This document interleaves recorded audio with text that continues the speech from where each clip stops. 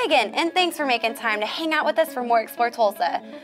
Stevie, you do know that the Cowboys aren't going to the Super Bowl, Don't right? remind me. It was a catch, by the way. But this is a hat that I got at a Cowboy game during the season when Coach Switzer took Dallas to their last Super Bowl victory. Well, that explains why the hat looks so worn.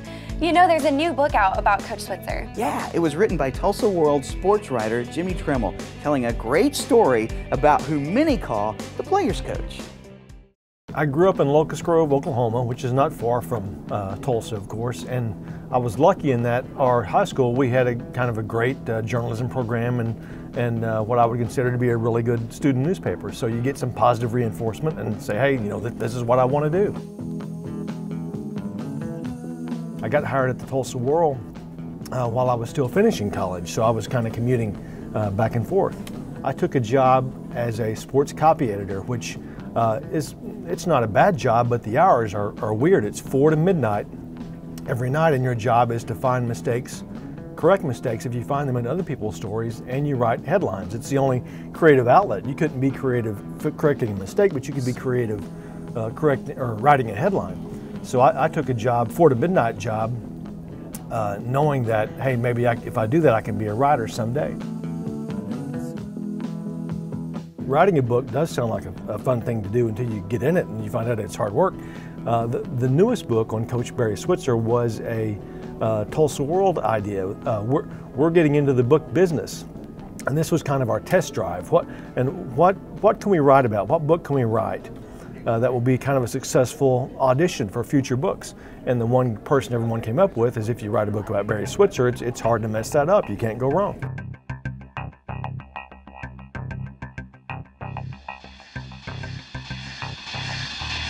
First of all, I was a little goofy for agreeing to write it, because Barry had already written a book in 1989 called Bootlegger's Boy, and it's a book that everyone, if you've read it, really seems to like.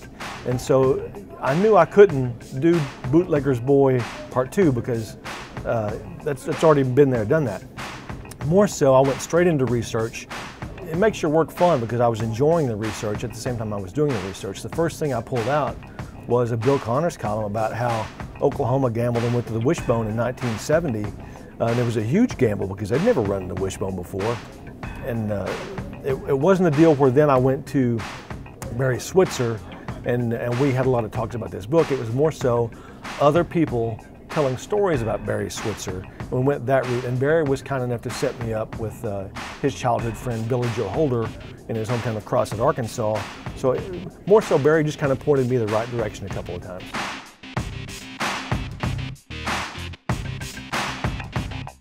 I tell you what, I don't know if I learned so much new things about Barry Switzer, but it reinforced the things we already think. Like, this is not someone who isolates himself from humanity and puts up walls and you don't know anything about him.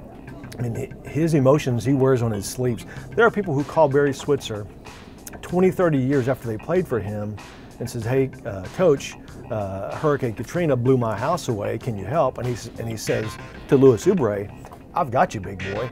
And he sends down 2 truckloads full of furniture to rescue a guy who lost everything in Hurricane Katrina. This is a real human being, and I think that's lost sometimes nowadays among the college coaches.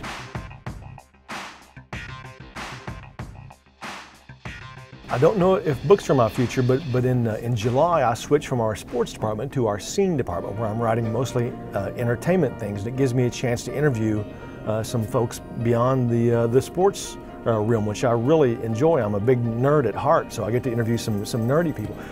I've never been more nervous in my life than I interviewed William Shatner last year before a pop culture convention. I don't know what, because I've interviewed, you know, an Alice Cooper and Evel Knievel and people like that.